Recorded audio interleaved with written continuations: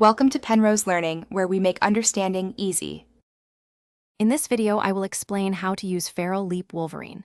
This powerful ability allows you to quickly close distances and engage enemies. To activate it, simply press your designated ability key while targeting an opponent. Ensure your target is within 20 yards for a successful leap. Remember, it has a short cooldown of about 8 seconds, so plan your next move carefully. Mastering its basic activation is your first step to becoming a formidable force. Strategically, Feral Leap is excellent for initiating combat or repositioning.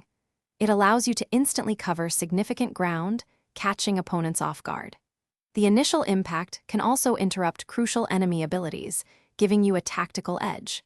Try combining it with other attacks immediately after landing to maximize your damage output. Always consider your positioning. Leaping behind an enemy can open up further opportunities. For advanced players, Feral Leap offers even more depth. Some situations allow you to chain multiple leaps, especially with cooldown resets from other abilities or talents. Don't forget to use the environment. Leaping onto or over objects can provide unexpected angles or help you evade danger. Precise targeting is key to ensuring you land exactly where you intend, maximizing your impact and follow-up attacks. Integrate this ability smoothly into your full combat rotation.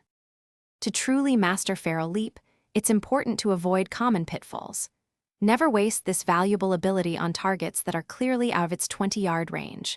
Similarly, avoid using it when you are already in close melee combat, as its primary benefit is movement. Always conserve enough energy or resources for your follow-up attacks after the leap. Finally, always maintain awareness of your surroundings to ensure a safe and effective landing. Thanks for watching. If this was helpful, leave a like and consider subscribing. See you next time.